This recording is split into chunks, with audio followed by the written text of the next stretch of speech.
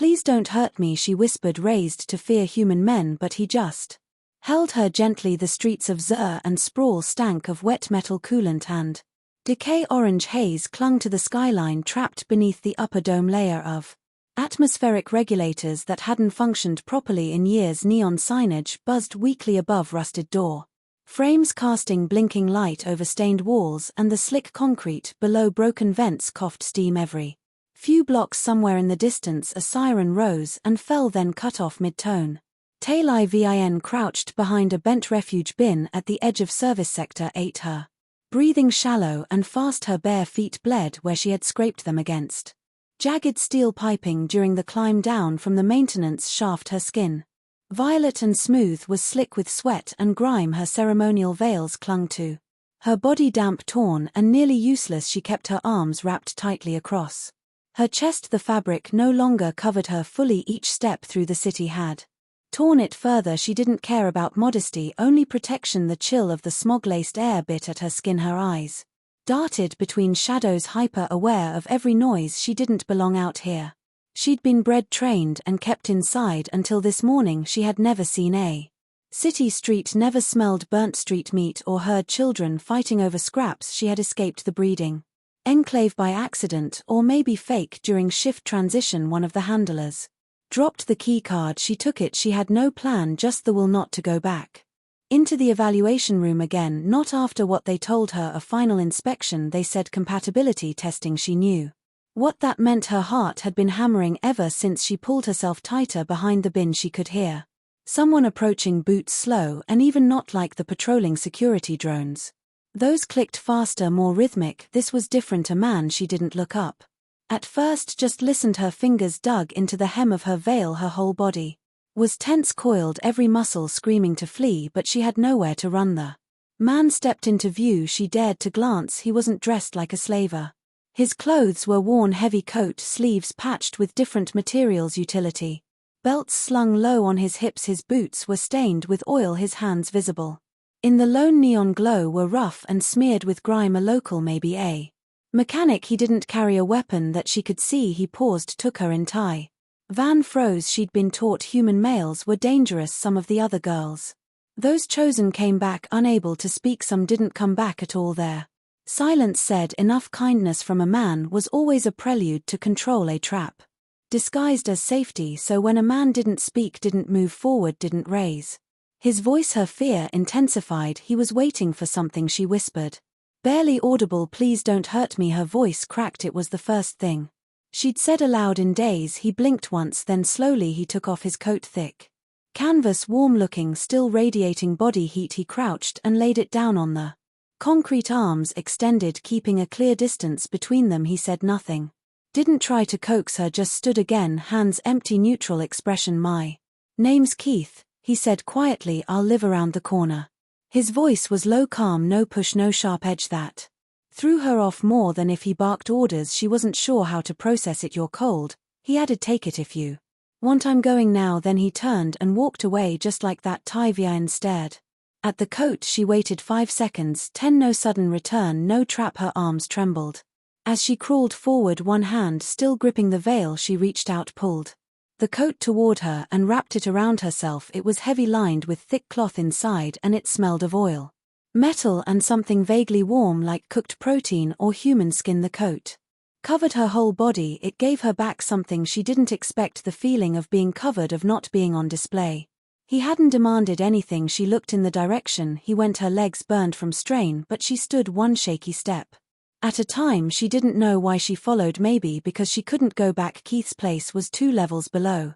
Street grade, built into a crumbling service structure, wedge between a defunct elevator shaft and a collapsed walkway. He tapped the code into a half-broken panel. The door hissed and stuck halfway, and he shoved it open with his shoulder. Van stopped at the threshold. Her instinct screamed at her to turn around, but the wind behind her carried voices, guards, slavers, someone looking. She stepped inside. Keith's home was a converted repair bay, maybe once part of an old shuttle maintenance dock. Dim ceiling lights cast a dull yellow glow over workbenches lined with tools and spare parts. The far corner held a cot with a folded blanket and a pillow. A narrow shelf held ration bars and canned Food. A portable stove sat on a crate. The air inside smelled of oil dust and something warm lived in. Keith didn't watch her. He moved to the stove, pulled out a packet and started heating it in.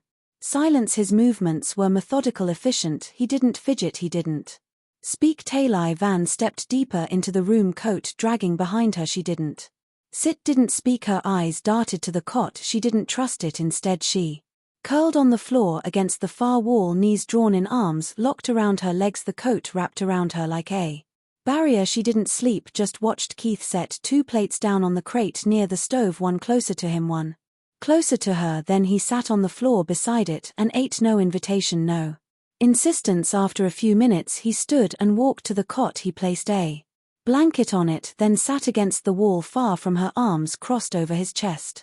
He didn't take his boots off, he didn't undress, just stared ahead at the ceiling as if thinking through something too big to say out loud. Taylor Van didn't understand this. Every interaction she'd known had a cost, a rule, a punishment, but Keith hadn't touched her, hadn't asked for her name, hadn't even looked at her body the way others used to. She stayed curled up on the floor, coat tucked under her chin. She listened to his breathing, even calm, not asleep, just waiting out the night. She watched until her eyes finally grew too heavy to hold open. Her last thought before drifting off was simple, disjointed, but real. He didn't hurt me. Keith didn't sleep. He stayed on the floor, back against cold paneling, eyes half up. Every so often he glanced toward the corner where she lay still, curled up in the coat he'd given her. She hadn't moved much during the night. At some point her breathing evened out, the tension in her shoulders softened, but her fingers still gripped the coat tight, like she expected it to be ripped away at any moment. He didn't blame her. The moment he'd seen her crouch behind that bin, half-dressed, barefoot, bleeding, he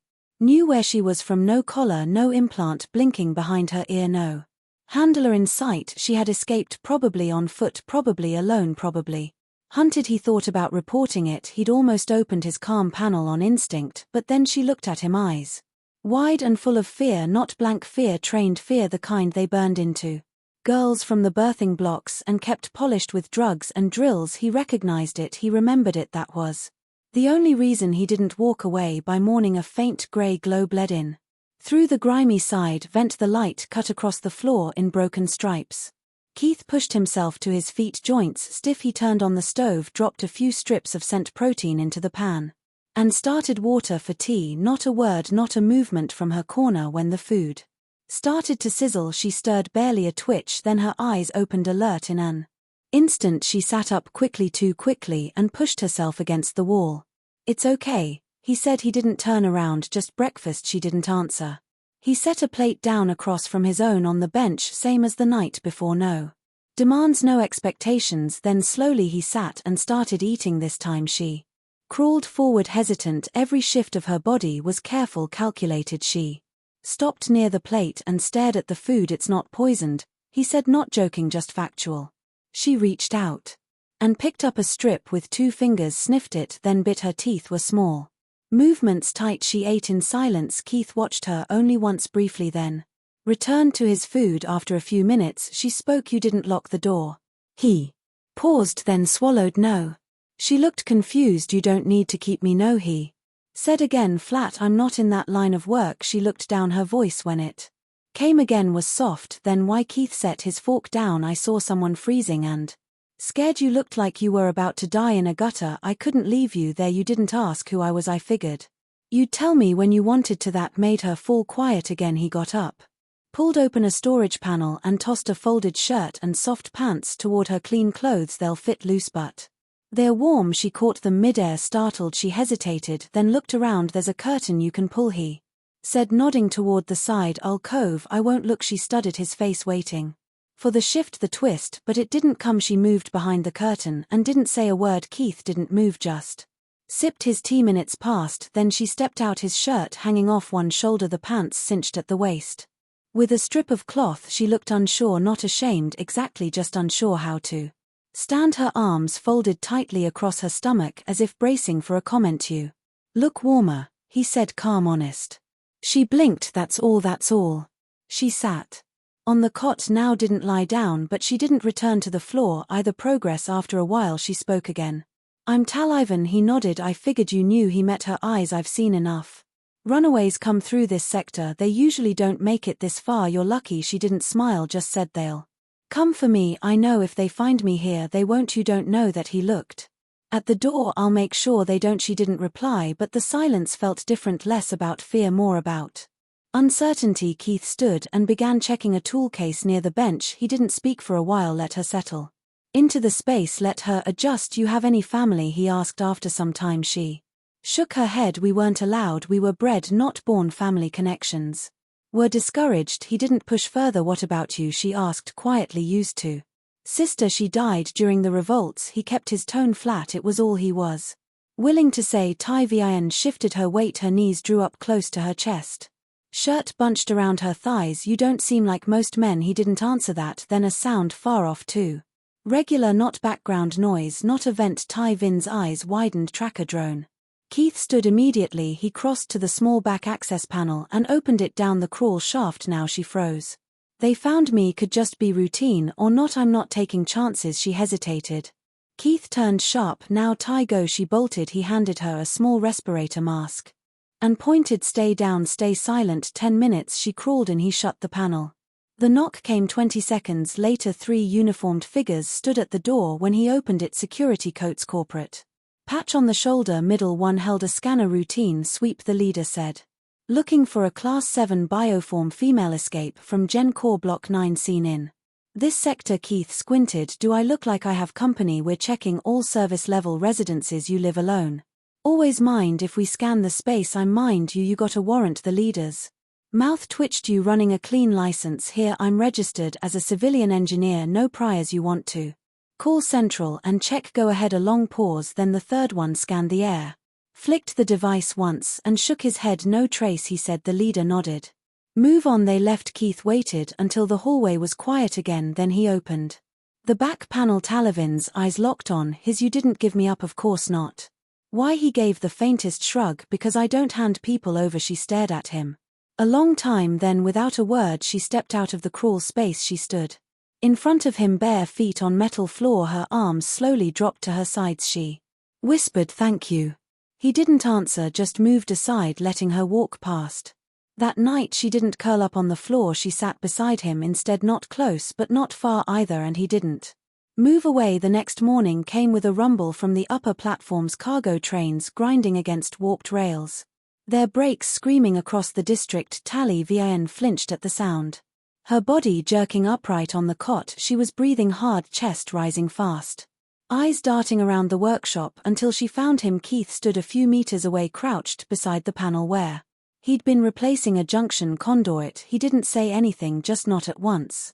Just a train. She swallowed and exhaled slowly. She hadn't slept much, but she had slept on the cot, fully clothed, one arm curled around the edge of the mattress, the other resting on her stomach as if guarding herself in her sleep. Keith stood wiping grease from his hands. You hungry? She nodded. Once he passed her a ration bar and a cup of warm water. Not much, but more than what she ever got on her own. She ate in silence. She kept her eyes on him while chewing, still studying his behavior, still testing it, looking for that turn, that shift, but it didn't come. After she finished she asked, "How long can I stay here?"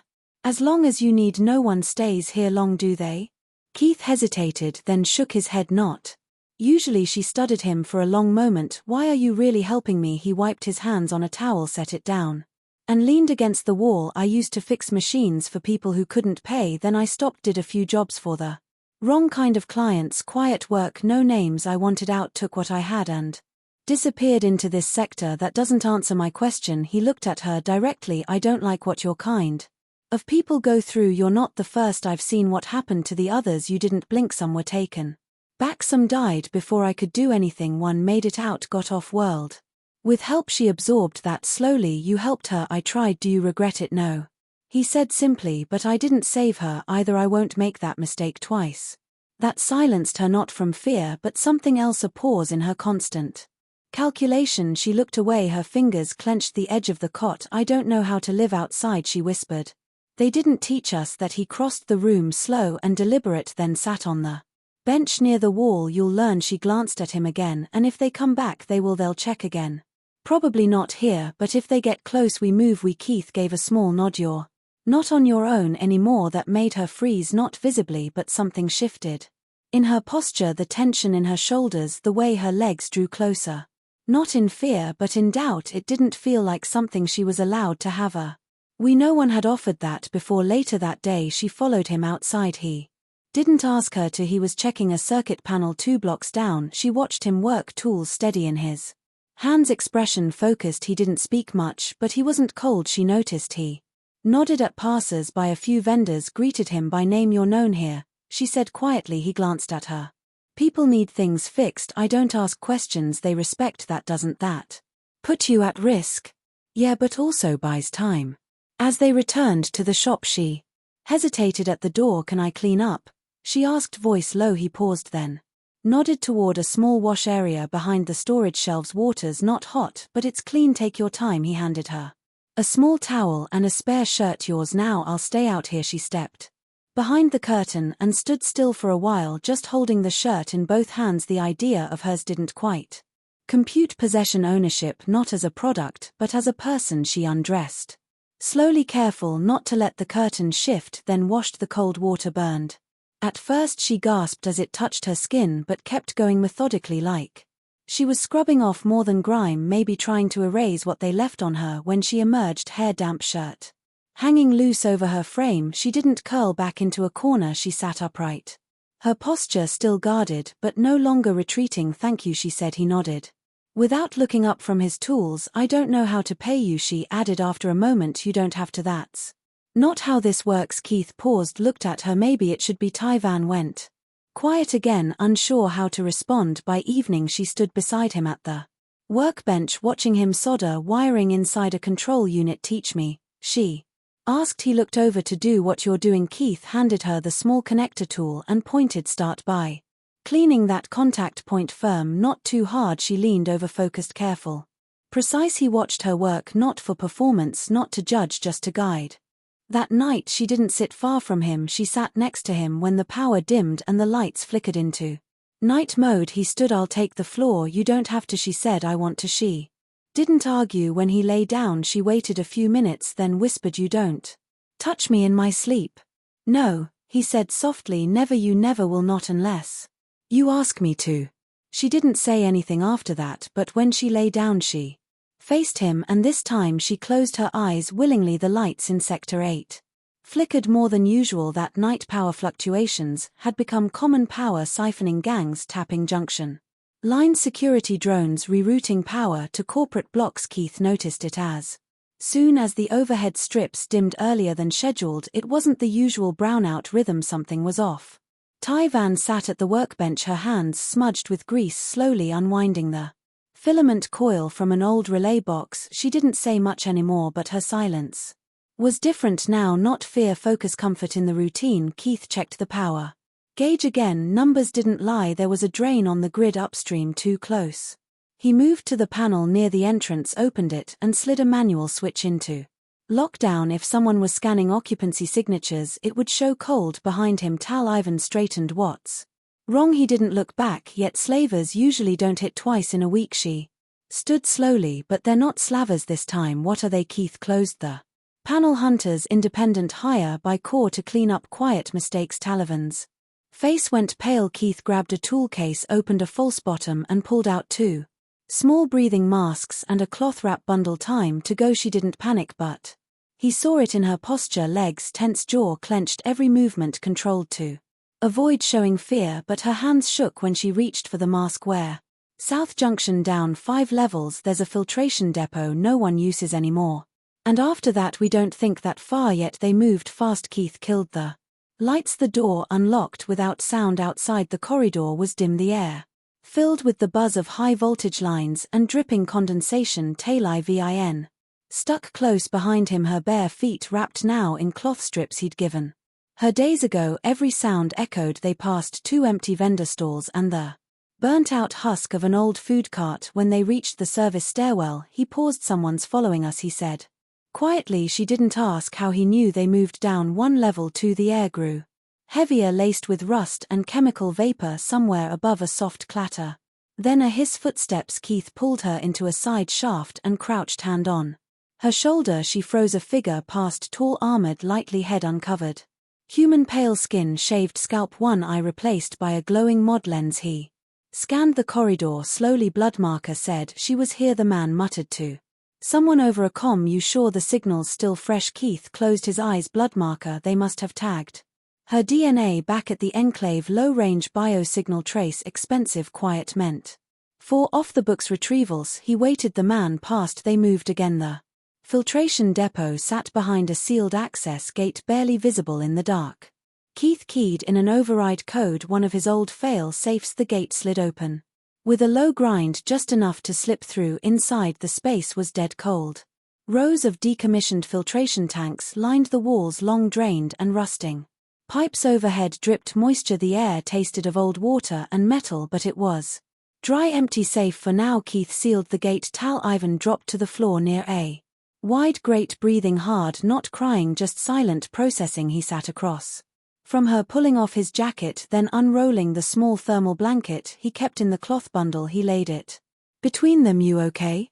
She nodded, but her voice broke. They're not supposed to send hunters, means they want you quiet. Not returned. She looked at him. What? Keith shook his head. Maybe you saw something, maybe you weren't supposed to survive. Doesn't matter now. She pulled her knees close. I feel like I'm not supposed to be here, like I was never meant to keep breathing. You're here now, he said simply, and I'm going to keep you that way. She stared at him across the dimly lit space. You say that like it's easy. It's not. He handed her the other half of the thermal blanket. She took it without comment, then lay on her side, facing away. After a long silence, she asked, why do you live like this? Keith hesitated. After the war I ran assignments for Corp Logistics supply lines. Tech reckon one job went sideways. Collateral civilian deaths. My orders were to cover it up. I didn't. He leaned back against the pipe, eyes on the ceiling. They scrubbed my ID, froze my credits, branded me as non-viable. I stayed off grid, fixed things for barter.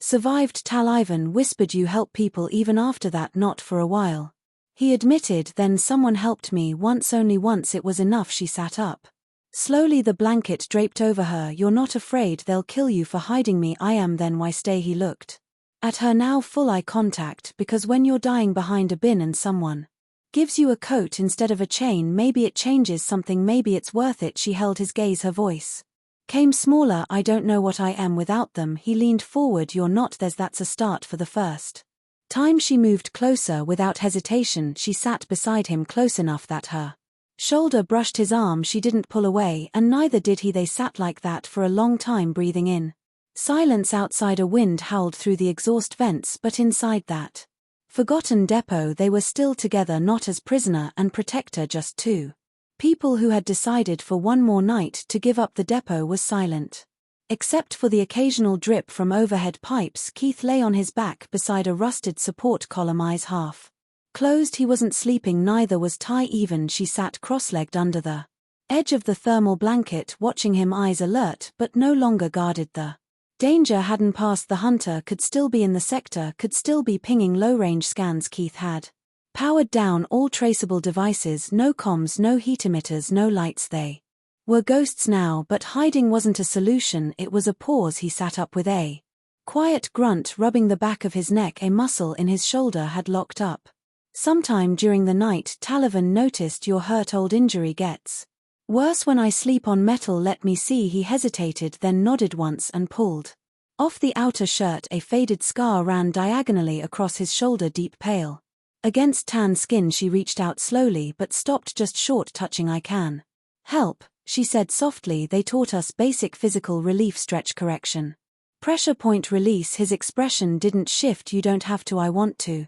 That was different, that was new. He nodded again. She moved behind him, lifting the blanket over both their shoulders to block the chill. Her fingers were light, at first uncertain, then firmer, pressing into the knotted muscle. He flinched once, but not from pain, just from surprise. Her touch wasn't clinical, it wasn't attached. She was nervous. Her breathing was careful, focused. I thought touch would always feel like danger, she whispered. His voice came low. Does it now? She didn't answer, but her hands didn't stop. The moment passed without anything being asked or expected. She finished, then pulled the blanket tighter around them, both sitting beside him, not touching, just near her body, no longer Coiled in on itself, Keith pulled out a folded paper map from the bundle beside him. It was old, creased, and faded with handwritten notes across different zones. He tapped a section along the bottom rim. This access route here, he said, connects to a freight corridor that leads into docking block E. No scans, no checkpoints, it's only used during waste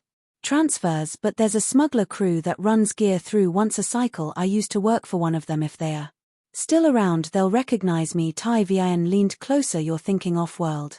It's the only way to keep you breathing long-term. She looked at the map, then at him. Would you go with me? He met her eyes.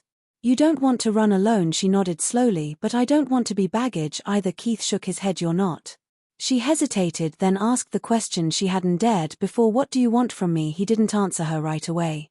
He folded the map, placed it back in the bundle, and looked straight at her. I want you safe, and I want you to decide what happens to you. No one else. Tai Vian stared at him. She'd heard promises before, spoken by men with soft voices and cold hands, but Keith didn't promise. He just told the truth, whether she wanted to hear it or not. Her voice dropped to a near whisper. I remember something from the Enclave. He didn't interrupt. They thought I was sedated. I heard two of the handlers talking something about a prototype gene set. My line wasn't supposed to be in circulation, yet I wasn't meant for buyers. I was a retention sample for internal study, but someone moved me onto the public rotation. Keith's brow tightened. Which makes you a liability, not just an escape. She nodded. That's why they don't want me back. They want me gone. You still have that data? She shook her head. Not in files, but I remember the names, the codes, faces. Keith leaned back, exhaling. Then we're not just running. No. He looked over at her, then reached into his gear satchel and pulled out a small injection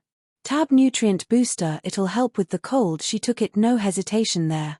Eyes held again, then slowly she leaned her head against his shoulder. He didn't move, and for the first time since she crawled behind that scrap bin in the alley, Tai Vian exhaled with something that wasn't fear. They had a plan. They had each other, and for the first time they had a way out. They moved just before cycle change. Keith led Talivan close behind, their breath fogging in the cold tunnel air. The old filtration depot was dark, now abandoned again. No sign they had ever been there. Every tool, every wrapper, every loose fiber burned or buried. Keith carried only a shoulder pack and a stripped-down signal scrambler. Talivan wore his shirt still, but now layered under a scavenge work coat he modified to fit her slight frame. Her white hair was braided tight and tucked under a hood. She didn't tremble anymore. She moved with focus, alert, steady. The freight tunnel was wide, long, and wet. Each step echoed somewhere far above. Machinery groaned. They passed forgotten crates, corroded storage tanks, walls tagged with old resistance symbols, and corporate blacklists. Keith counted intersections. Check the map in his head. He hadn't been this way in years, but his memory held. Next corridor should bring us to the lower cargo grid, he said, voice low. If they're still smuggling, we'll find them there. Tai Vian kept her eyes moving, checking corners the way he taught her, and if they're not, then we improvise. They reached the grid junction just after a hydro pump kicked online. The access gate was half open, stuck mid-track. Keith crouched to examine it. A voice cut through the corridor. Move and I shoot. They froze. Tai Vian turned first. The bounty hunter stood 20 back, one boot braced on a pipe, light armor, mid-range repeater rifle, same mod lens in his left eye. He had tracked them again too well, probably rerouted drones to follow biological fluctuation instead of DNA. Smart, quiet. Keith straightened slowly. You get paid whether she's dead or alive. The man smiled thinly. Alive fetches more, but I got a buyer who's willing to take damaged goods. Tai Vian stepped closer to Keith, her breathing tight, but she didn't flinch. She didn't run. The hunter's finger flexed on the trigger. You should have stayed out of it, grease rat. Keith moved fast. He reached for the wall, hit the emergency valve beside the junction panel. Steam erupted from the pipes above. Scalding mist filled the corridor. The hunter cursed and fired blindly. The shot grazed Keith's side. Tai Vian screamed his name. Keith stumbled back, clutching his ribs. He hit the ground hard, blood slicking his side. The hunter charged through the steam, but Tai Vian didn't freeze. She grabbed Keith's scrambler unit, twisted the dial to overload, and hurled it down a corridor. It sparked midair, pulsed once, then detonated in a sharp EMP burst. The hunter's rifle clicked uselessly. His eye implant glitched. He staggered. Tai Vian ran straight at him. He didn't expect it. She slammed into his side, knocking him into a rusted conduit. She grabbed the dropped Weapon aimed it with shaking hands and backed away. Don't move, she said, voice cracking but clear. The hunter froze, disoriented. I remember your face, she added. You worked in Block 9, you were one of them. His silence confirmed it. She didn't shoot. She turned the weapon around and smashed the scope against the pipe, then kicked it down to shoot. She grabbed Keith and pulled him upright. We have to move, she said, already pressing a torn strip of her sleeve to his side. Keith coughed, nodded, his voice rasped. I told you you'd learn fast. They limped to the cargo bay together. The smuggler crew was there, older, rougher than Key remembered, but one of them recognized him, a wiry woman named Arlo with a burnt-out voice and a crooked jaw. No questions, she said. You need off-world. Keith nodded, blood still leaking through his shirt. You've got 10 minutes. Dock 6, we're outbound to the Brockery Rim. Low scans, no manifests. You board, you vanish. Arla's crew loaded crates as cover. They packed Keith into a supply pod wrapped tight with thermal insulation. Ty-Vin crouched beside him, one hand on his arm. Her face was still but her eyes never left his. You should rest, she whispered. He shook his head. Talk to me about what? About what you want after this. She paused, then said, a real name, a place that doesn't have doors that lock from the outside. I want to wear clothes I choose, eat when I want, sleep when I want. Not beg, not obey, just live. She looked down at his hand. And I want to keep holding this. His fingers closed over hers. I want that too, he said. She leaned down, her lips brushed his temple, not as gratitude, not as repayment, as a decision. The loading clamps sealed the chamber, darkened. They were in motion. Tal-Ivan didn't look back. She curled beside him in the warmth of that supply pod, her body close, their breath steady. This time she slept, and for the first time in her life the dream wasn't a command, it was freedom. Almost close enough to touch. The planet was dry, windswept and quiet. They touched down in the early dawn when the stars still shimmered across the sky and the horizon burned faint orange through the haze. The port was nothing more than a collection of prefab domes strung together by dust-covered walkways and shielded by perimeter drones. No signs, no uniforms, just cargo runners, miners and people who didn't want to be found. Keith limped off the ship with one arm around Tal-Ivan's shoulders. The injury had clotted but still burned. When he moved, the smuggler crew offloaded them in silence, no questions asked. They left a medkit, a food ration box and a local ID stub, then they disappeared into the wind. Their new shelter sat 2 kilometers out, built into the side of a rust-cold rock formation, one room, reinforced walls, solar power, water pulled from air condensers. Nothing elegant, but it worked. Ty-Vin handled most of the setup. She installed the filters, activated the heat pad, sorted the food. She even unpacked the clean clothing bundle they'd been given, warm but soft and for once hers. From the beginning, Keith watched her move around the room with quiet focus. She didn't flinch at noises now, didn't wait for permission. She simply acted. That evening she brought him a bowl of soup and sat on the floor beside his cot. You should lie flat, she said, tilting her head toward the bandage on his side. He gave a quiet laugh. You're bore now. She didn't deny it. Maybe I always was. I just never had space to try. He took the bowl. How are you feeling? She didn't answer right away. Instead she shifted closer and rested her back against the wall, legs drawn up loosely, arms resting across her knees. She looked tired but not fragile. She looked like someone who had made it through something no one expected her to survive. I feel like I finally stopped running, she said, but I don't know what to do now that I'm standing still. Keith set the bowl down and leaned forward. Then we figure out together. She looked at him, really looked, then she stood. Turn around. He frowned. Why? I want to change. He hesitated, then obeyed. He heard her remove the outer layers, the coat, the pants, the shirt. She moved slowly, deliberately, then the soft sound of fabric pulling over skin. She didn't rush, didn't hide. Okay, she said. He turned. She wore one of the clean shirts they'd been given. It was oversized, loose, hanging off one's shoulder. Her bare legs folded beneath her as she knelt beside the cot she held.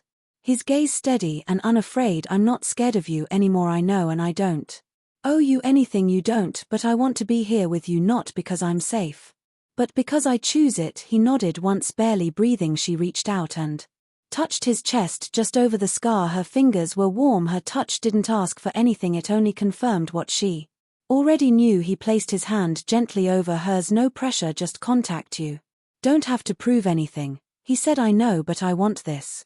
She leaned forward, slow and quiet, and kissed him. Firm, grounded, clear. It wasn't about sex, not yet. It was about choosing. To love, choosing to be seen, choosing to stop hiding from her own body, her own thoughts, her own voice when they laid down together that night, skin to skin. Breath against breath, there was no fear between them, only warmth, only quiet, only the sound of two people learning how to live again. In the morning, she opened the door to the pale sunlight, her hair lifted slightly in the breeze. She took a deep breath and stepped outside. Keith followed. No one chased them, no one watched. They were free now, and that was the end of the story, not of escape, not of survival, but of arrival, of being alive together by choice. The sun rose slowly over the red hills of Virilon. 3 bleeding pale gold across the dust-cracked stone. The wind was calm, thin clouds stretching across a pale blue sky. It was early, the kind of early that carried silence instead of urgency. Inside the shelter, Tal Ivan stirred. Beneath the thin blanket, the quiet hum of the air recycler blending with a distant chirp of native insect life outside. She blinked into the light that spilled through the open door. Keith was already up. She saw him through the narrow window, kneeling near the soil bed they'd been working on the past few days. He wore one of the short-sleeve tunics from the market. Down in the valley, town sunlight caught the sweat on his arms as he cleared grit from the irrigation filter. He looked peaceful, that was new.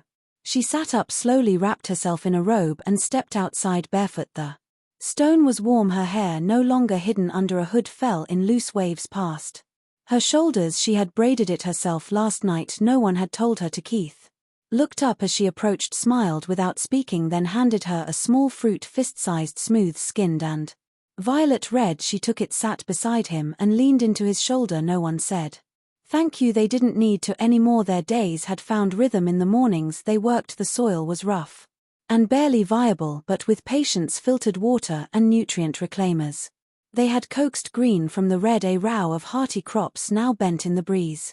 Behind them, edible roots, protein-rich moss, a cluster of fast fruit trees. They were learning to prune together. At midday they rested, sometimes talked, sometimes didn't. Sometimes she would read slowly, lips moving silently with each word, holding the worn data pad he'd salvaged from town. He had installed a translator core. She was teaching herself human literature. Today's story, a short piece about a woman who built a cabin alone and refused to let anyone inside until one person knocked without asking for shelter. I don't think she let him in. Tally Vin said, voice soft. I think she just opened the door and walked out with him. Keith looked over. Sounds familiar. She nudged his arm with her elbow, smiling a quiet smile, the kind she never knew she could have. In the evenings they cooked together, not much, just heat-pressed grain and boiled greens, but it was there's the act of choosing what to eat. When to eat was still sacred. After dinner she liked to touch him, not rushed, not out of fear or obligation, just small things, a hand on his back while he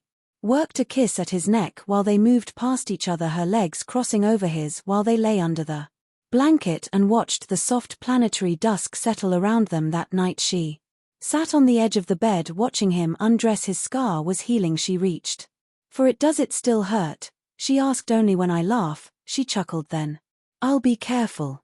She undressed slower now, not with fear, not to seduce, just to share space. She climbed in a bed, tucked herself against his side, her cheek resting over his heart. I used to think I didn't own myself, she whispered. Now I do. Keith wrapped an arm around her waist, kissed the top of her head. You are always yours, he said. She looked up at him. Will you stay if I stay? He answered without hesitation. Every day you want me to. And that night there were no guards, no sirens, no watchers, just 2 people in a bed that neither of them had been forced into. A night without fear, without transaction, a night that was quiet and full. And truly there's in the morning she would wake up before him, braid her hair again and go out to water the soil because the plants were growing, and so was she.